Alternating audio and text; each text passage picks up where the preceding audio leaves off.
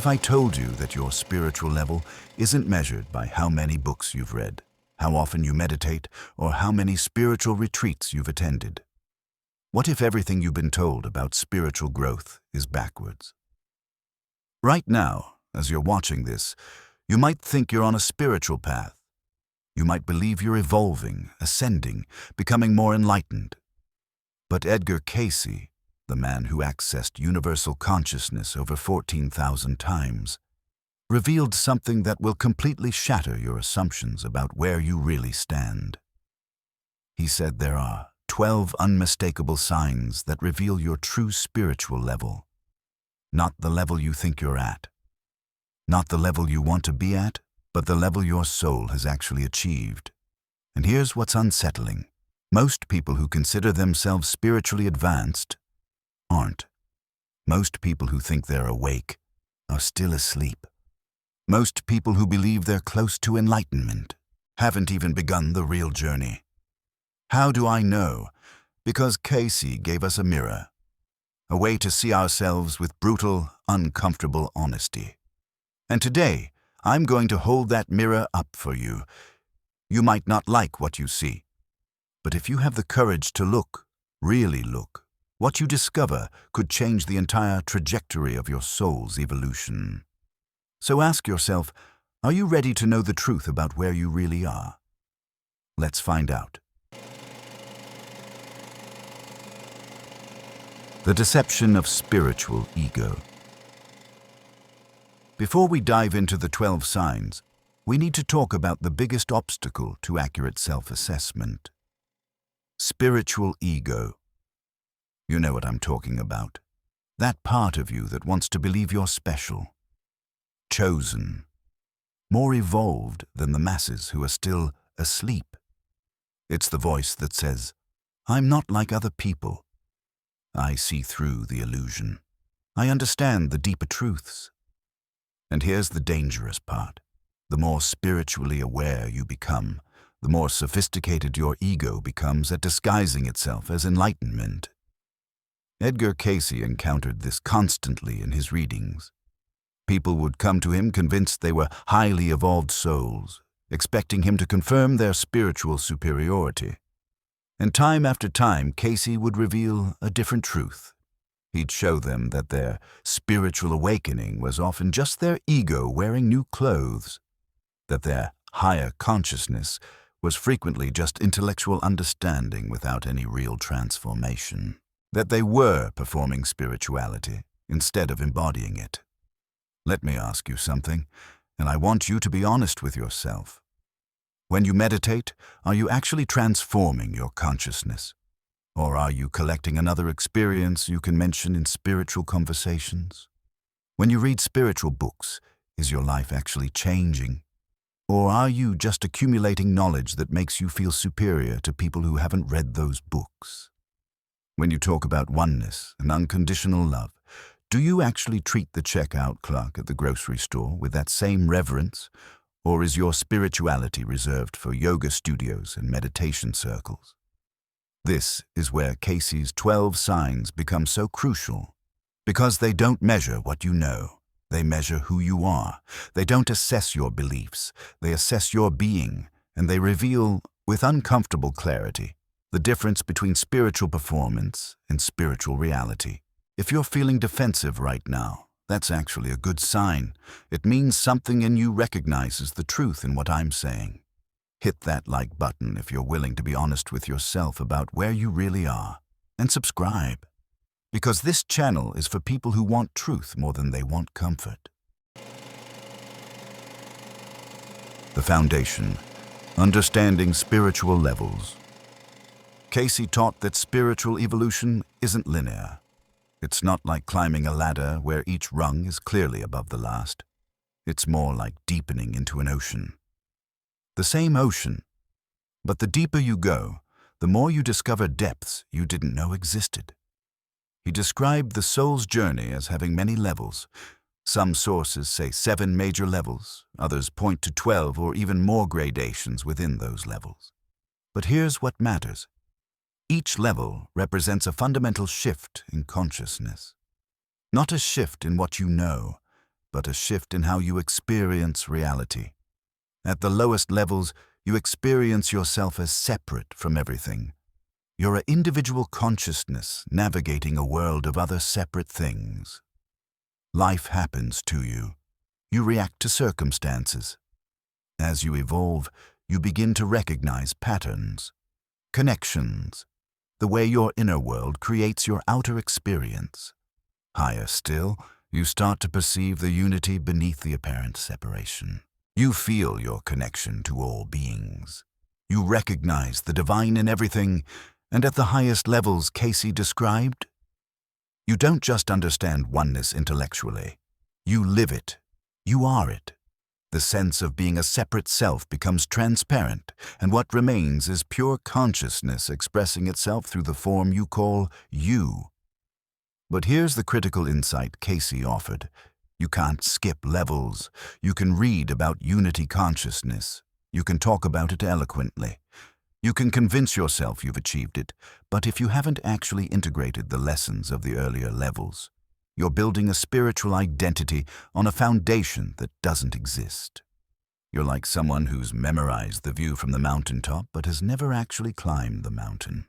And the 12 signs Cayce revealed, they show you exactly which level you've actually reached, not which level you'd like to believe you're at. Sign 1. Your relationship with suffering. The first sign is the most revealing. How do you respond when life brings you pain?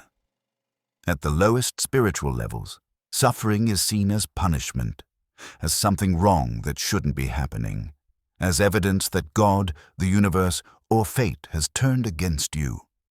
You resist it. You fight it. You ask, why me? You feel victimized by your circumstances.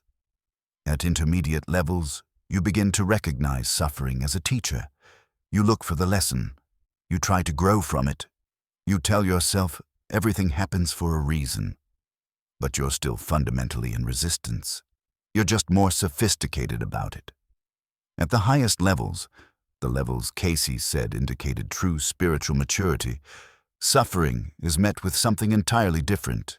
Acceptance without resignation, presence without resistance, an openness to what is exactly as it is. Not because you're passive or defeated, but because you've recognized a profound truth. Suffering comes from resistance to what is, not from what is itself. Think about the last time something painful happened to you. A loss, a betrayal, a failure, a health crisis. What was your immediate response? Did you collapse into victimhood? Did you spiritually bypass by immediately trying to find the silver lining? Or did you simply be with it, feel it fully without needing it to be different? Cayce said that your relationship with suffering reveals your spiritual level more accurately than anything else. Because it's easy to be spiritual when life is good. It's easy to talk about love and light when you're comfortable. But when life breaks you open, when you lose something you can't replace, when pain finds you in the dark, that's when your true level is revealed. Not by what you say about the suffering, but by how you are with it. Sign 2. Your capacity for genuine compassion. The second sign, compassion. But not the kind of compassion you might think. Cayce made a crucial distinction between sympathy, empathy, and true compassion. Most people never progress beyond sympathy, feeling bad for someone who's suffering. That's nice, but it's not particularly evolved. Empathy is deeper. It's feeling with someone, walking in their shoes, understanding their pain from the inside. But true compassion, the kind that indicates an advanced spiritual level, it's the ability to see the divine perfection in someone's journey, even when they're in hell. It's holding space for someone's pain without trying to fix it, without needing them to feel better so you can feel better, without making their suffering about you. It's loving someone enough to let them have their own experience, even when that experience is breaking your heart to witness. Here's how you know if you've developed real compassion. Can you be present with someone who's suffering without immediately trying to make it better? Can you resist the urge to offer advice, to find solutions, to spiritual bypass their pain with platitudes about growth and lessons? Can you simply be there, fully present, fully open, offering nothing but your presence and your unconditional acceptance of their experience? Most people can't, because witnessing suffering without trying to control it is incredibly uncomfortable. It triggers our own unhealed wounds. It reminds us of our powerlessness. It confronts us with the reality that we can't save anyone, not even the people we love most. Cayce taught that genuine compassion requires tremendous spiritual strength. It requires you to have done your own inner work so thoroughly that you're not derailed by other people's pain. And it requires something even more profound, the wisdom to know that their suffering is part of their soul's perfect curriculum. Not that suffering is good, not that you should cause it or celebrate it, but that you trust the intelligence of each soul's journey enough to honor it, even when you don't understand it, even when everything in you wants to interfere. Drop a comment right now. When's the last time you were truly present with someone's pain without trying to fix it? I'll heart the responses that show real self-reflection, because this is where genuine growth begins. Sign 3. Your relationship with truth. The third sign might surprise you. How honest are you? Not with others, with yourself. Cayce said that self-deception is the primary obstacle to spiritual growth, and the higher your spiritual level, the more ruthlessly honest you become with yourself. At lower levels, we lie to ourselves constantly. We justify our behavior. We rationalize our choices. We tell ourselves stories that protect our self-image. I'm not angry, I'm just passionate. I'm not jealous, I'm just concerned. I didn't betray my values. The situation was complicated. We do this because facing the truth about ourselves is painful. It requires us to acknowledge our shadow, our pettiness, our selfishness, all the ways we fail to live up to our own ideals. But as you evolve spiritually, something shifts. You develop the capacity to see yourself clearly without judgment. You can acknowledge, yes, I was jealous. Yes, I acted from ego. Yes, I hurt someone because I was protecting myself. And you don't collapse into shame about it. You don't need to defend yourself. You simply see it. This is what Cayce called spiritual transparency. The ability to be completely honest about who you are, the light and the shadow, without needing to hide, justify, or perform. Here's the test. Think about your worst quality. The thing about yourself you're most ashamed of. Can you name it right now, out loud, without flinching? Can you say, "This is part of who I am," without immediately following it with an excuse or explanation? If you can't, you're still protecting an image of yourself. You're still invested in appearing a certain way, even to yourself, and that investment keeps you stuck. Cayce taught that spiritual growth accelerates dramatically when you stop lying to yourself, when you face the truth of who you are with clarity and compassion. Not so you can beat yourself up, but so you can work with reality instead of illusion, because you can't transform what you won't acknowledge, and you can't acknowledge what you're too afraid to see. Sign 4. Your response to criticism. Here's the fourth sign, and it's closely related to the third. How do you respond when someone criticizes you? At lower spiritual levels, criticism triggers immediate defensiveness. Your ego rises up to protect itself. You counterattack, explain, justify, or dismiss the critic as someone who doesn't understand. At intermediate levels, you've learned to pause before reacting. You try to see if there's truth in the criticism. You intellectually understand that feedback is a gift, but you're still fundamentally threatened by it. Part of you still needs to be right, to be seen as good, to maintain a particular image. At the highest levels, criticism becomes fascinating instead of threatening. Someone points out your flaw, and instead of defending, you think, is that true? Let me look at that. You're genuinely curious about your blind spots. You actively seek feedback because you want to see yourself clearly. And here's the key. You can receive criticism without taking it personally. Because you've recognized that who you truly are, your essential being, can't be threatened by words, can't be diminished by someone's opinion, can't be damaged by feedback. Only the ego can be threatened. Only the false self needs to defend. Your true self, it's completely secure, completely unshakable, and therefore completely open to information about how it's currently expressing itself. Cayce said this is one of the clearest signs of spiritual maturity, the capacity to hear difficult truths about yourself without collapsing, defending, or attacking. Think about the last time someone criticized you, maybe a partner, a friend, a colleague. What was your immediate internal response? Defensiveness? The urge to explain why they're wrong? The need to point out their flaws in return? Or curiosity, openness? A genuine willingness to consider that they might see something you can't? Your answer reveals your level. Sign 5. Consistency between belief and behavior. The fifth sign is perhaps the most damning for those who identify as spiritual. How wide is the gap between what you believe and how you actually live?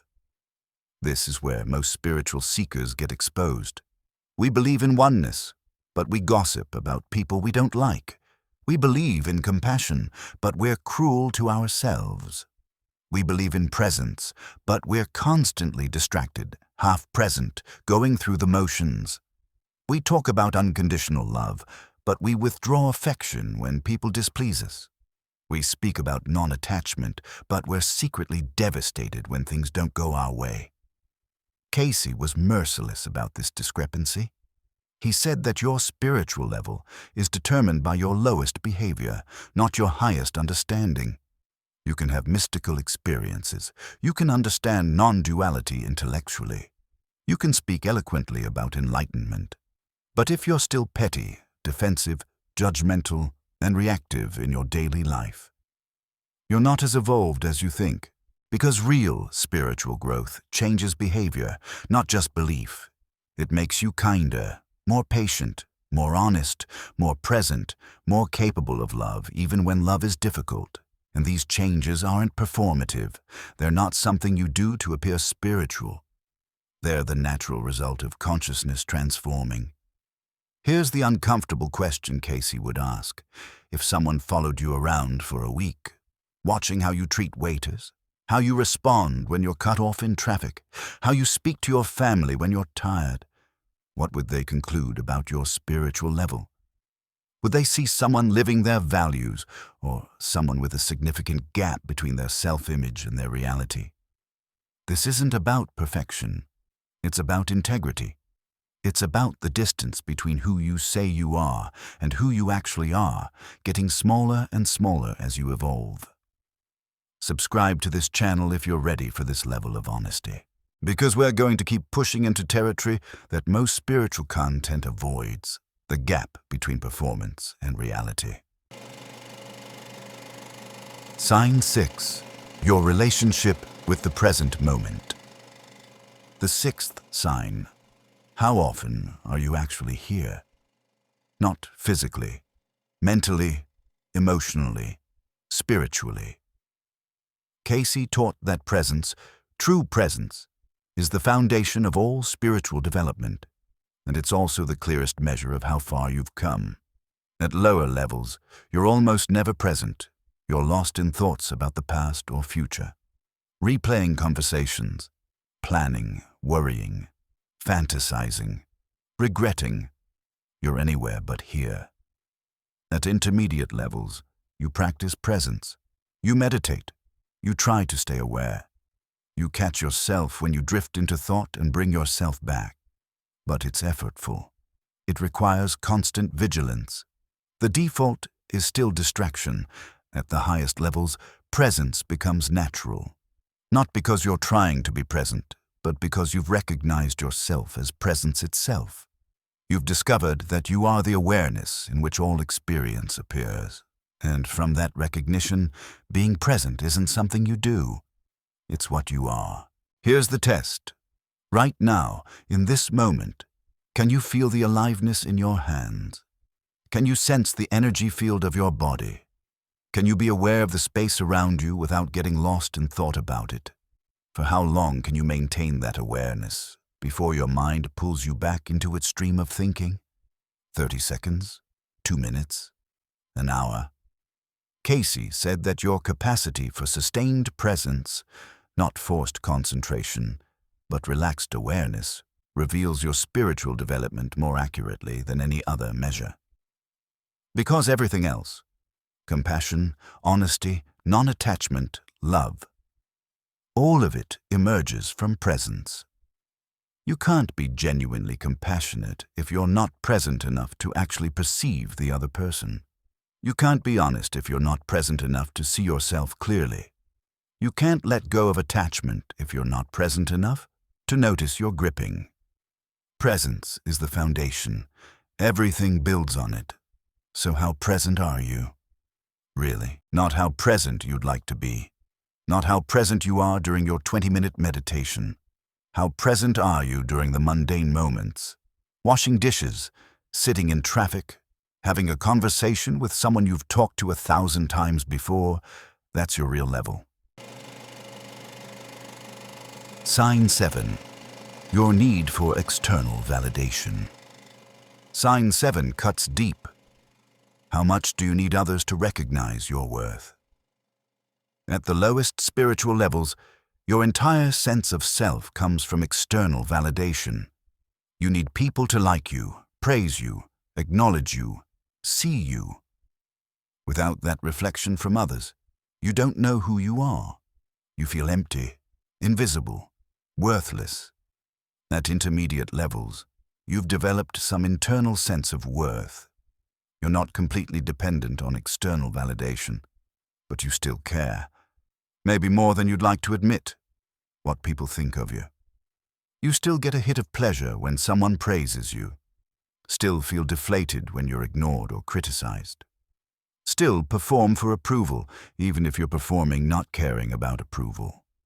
But at the highest levels, something extraordinary happens. You become so anchored in your essential being that external validation becomes irrelevant. Not because you've convinced yourself you don't need it, but because you've discovered something so much more substantial than other people's opinions that they simply don't move you anymore. Cayce described this state as spiritual self-sufficiency, not isolation, not arrogance, but a profound inner completeness that doesn't need anything from anyone to confirm its existence. Here's how you know if you've reached this level. Can you do something beautiful, creative, or generous and have absolutely no one notice? No acknowledgement, no praise, no recognition, and feel completely fulfilled by the act itself? Can you be completely yourself, authentic, vulnerable, imperfect, even when you know it might make people uncomfortable or cause them to judge you? Can you receive praise without inflating and criticism without deflating, because neither one touches the truth of who you are? Most of us are still seeking, still performing, still needing the world to confirm that we matter. And that need, subtle as it might be, reveals that we haven't yet found our true center. Cayce taught that this shift from external to internal validation is one of the most significant thresholds in spiritual development, because once you cross it, you're finally free to be who you actually are instead of who you think you need to be to get approval. Sign 8. Your relationship with material reality. The 8th sign addresses a question many spiritual seekers get wrong. How do you relate to money, possessions, and physical comfort? At lower levels, you're either attached to material things or you're in reaction against them. You either chase wealth and comfort as the source of happiness, or you reject them as unspiritual. Both positions reveal the same thing.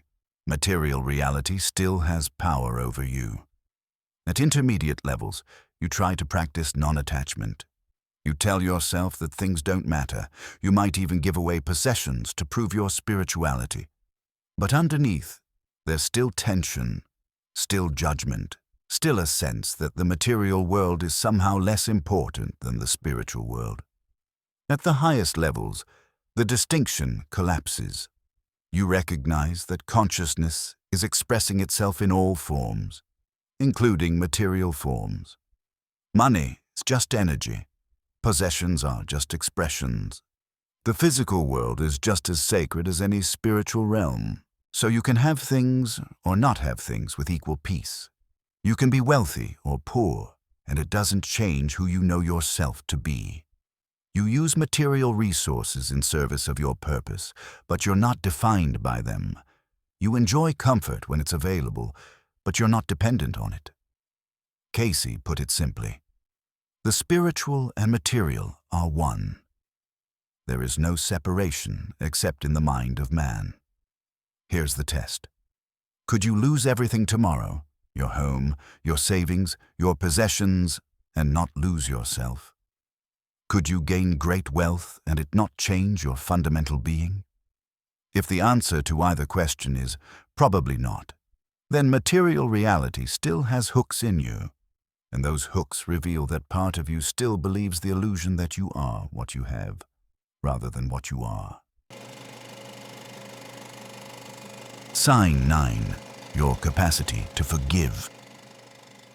Sign 9 is where many people discover they're not as evolved as they thought. How completely can you forgive? Not surface forgiveness. Not "I forgive you," while still holding resentment. Real forgiveness. The kind that completely releases the past. At lower levels, forgiveness is conditional.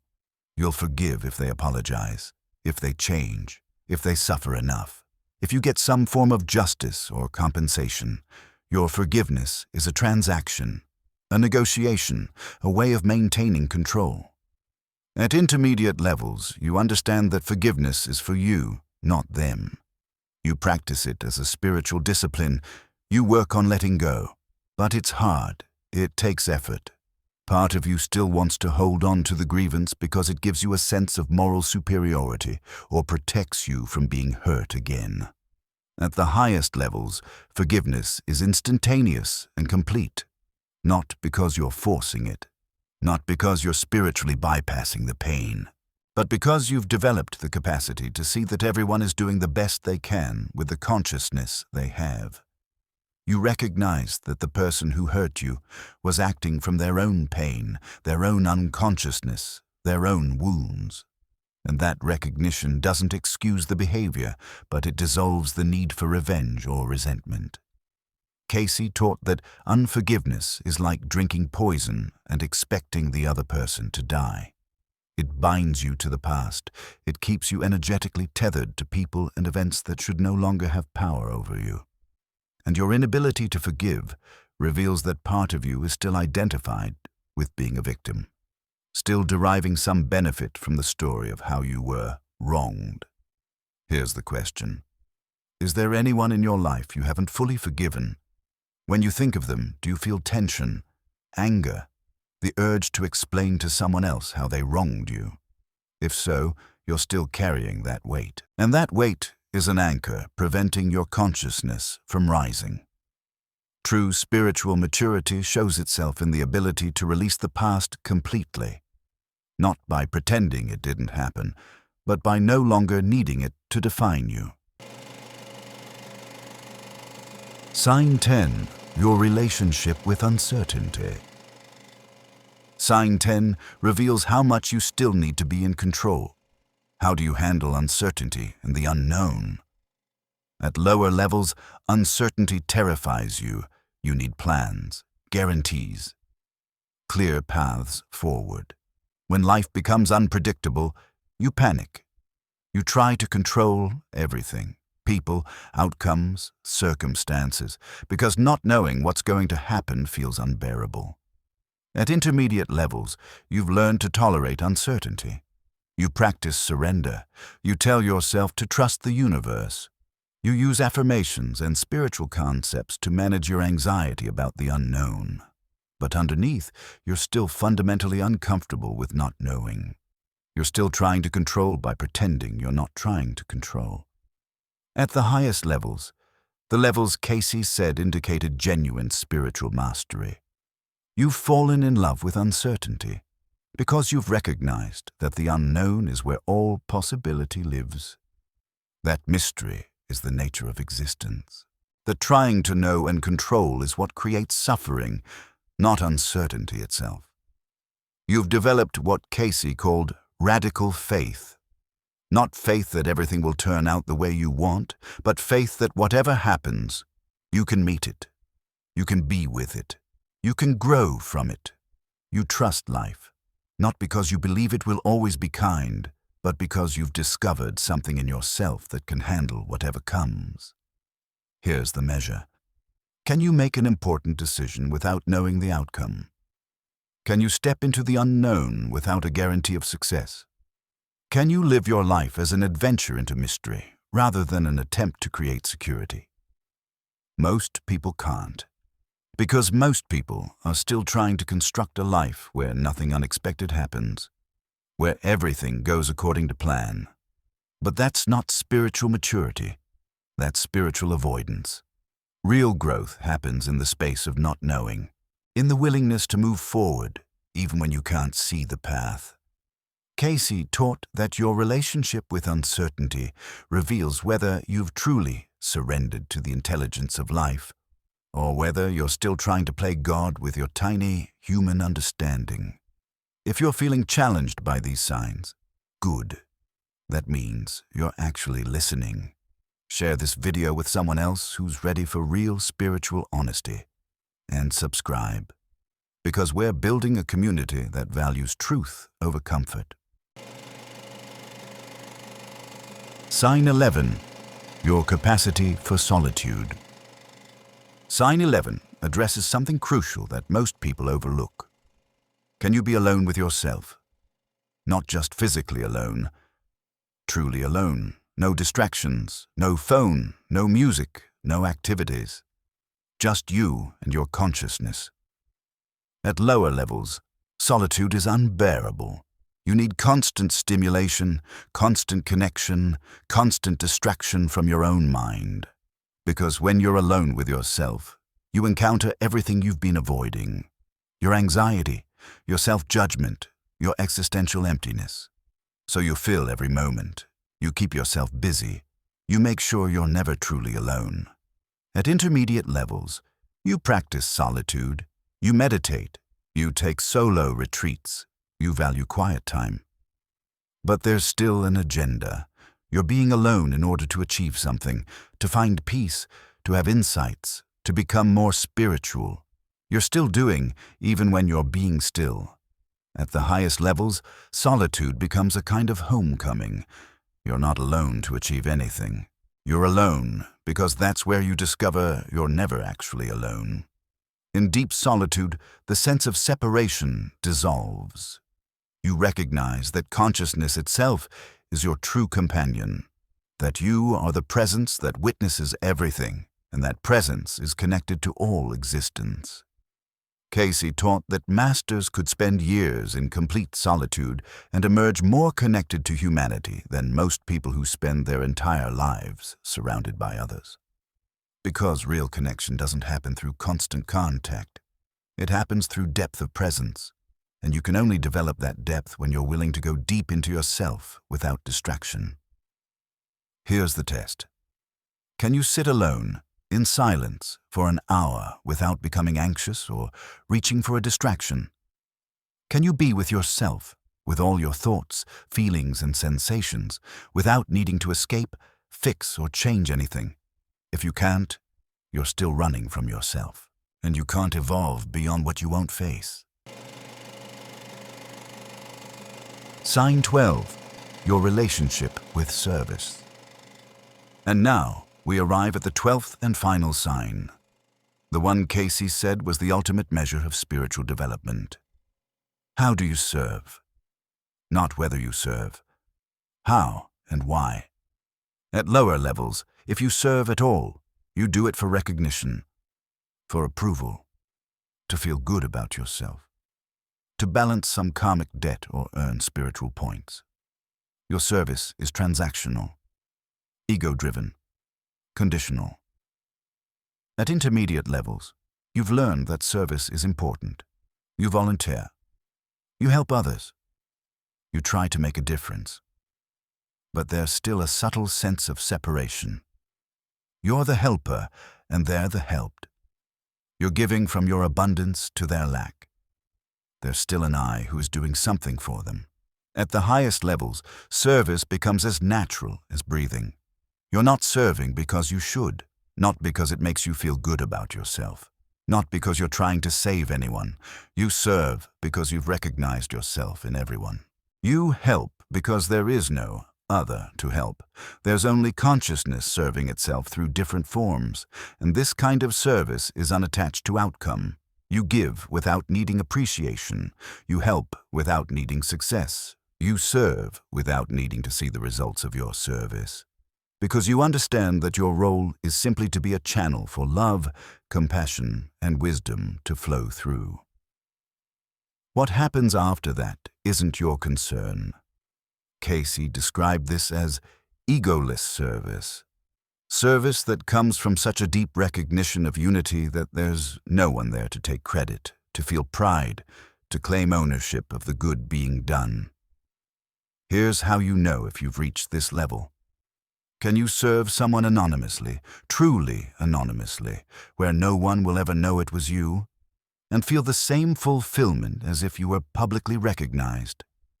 Can you help someone who will never thank you, never acknowledge you, maybe never even know you helped them? Can you give everything you have in service of something greater than yourself, and feel more full, not less? That's the mark of spiritual maturity. That's the sign that you've transcended the ego's need to be important and discovered the joy of being useful. The integration.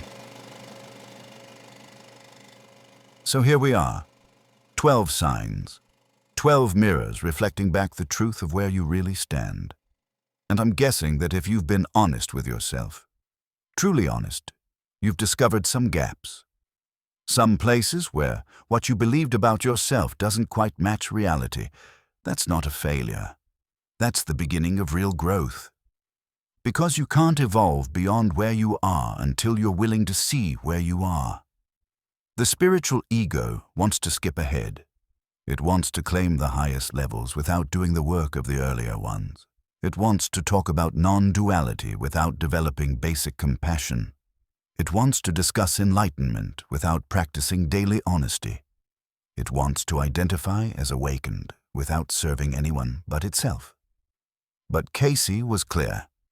You can't bypass the levels. You can only integrate them. Each sign builds on the previous ones. Each capacity develops from the foundation of earlier capacities. You can't have true compassion without presence. You can't have presence without honesty. You can't serve egolessly without first developing the ability to be alone with yourself. It's a journey, a process, a gradual deepening into the truth of what you are. And here's the beautiful part. You don't have to be perfect at all 12 signs to be on the path. You just have to be willing to see where you are and work with that reality instead of pretending you're somewhere else.